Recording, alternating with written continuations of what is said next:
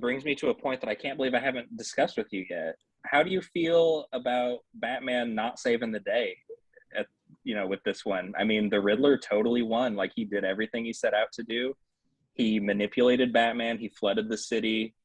Like, the only way that Batman saved the day is that he did put the Riddler away, but even though that was kind of sort of his plan, Right. and he saved some people at the end of the movie. You know what I mean? Like, he literally saved some people's lives. He didn't like save the city. It's flooded. You know what I mean? Like, he didn't save the day, and that was okay. It made for a good bittersweet ending. It did, and I definitely did want to talk about this. So I'm glad you brought it up.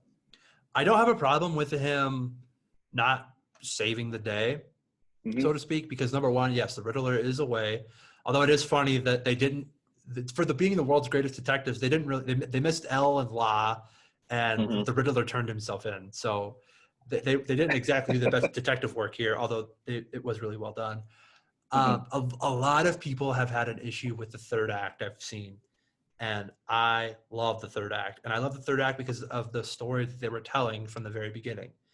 Batman has the line where he says, "They think I'm in the shadows, but I'm in the shadows." He says that when that light goes in the sky, it's not a call, it's a warning. Fear is a tool.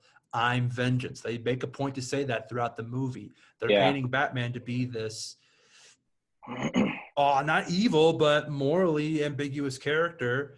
And there are so many parallels here between Batman and the Riddler, two masked guys, two guys going after corruption. That scene where they're face to face in Arkham, that's not necessarily a see-through window. That's almost like he's looking in the mirror, and that's sort of why he gets so upset, is because he's recognizing, oh my God, look at what I have done. I at the beginning, I haven't had an effect on the city.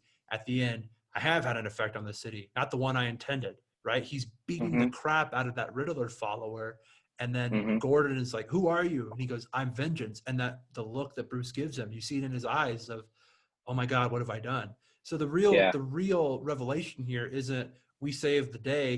There's a lot of work to do. It's the growth of Batman from he is not a symbol for fear and vengeance.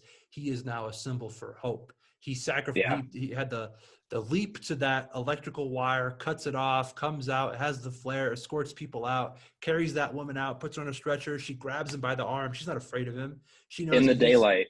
In the daylight, I think that's an important detail too. He's looking up, and the sun is in his eyes, and we can see that this man is. He's the good guy. There's no moral ambiguity here. This is a different guy. This is a symbol for hope, which is why, to sort of echo what I said earlier, I think that we will see him lean more into Bruce Wayne in the next movie, because he no longer he no longer is just dead set on being Batman. Now he realizes what he has to do, and I thought it was beautiful storytelling.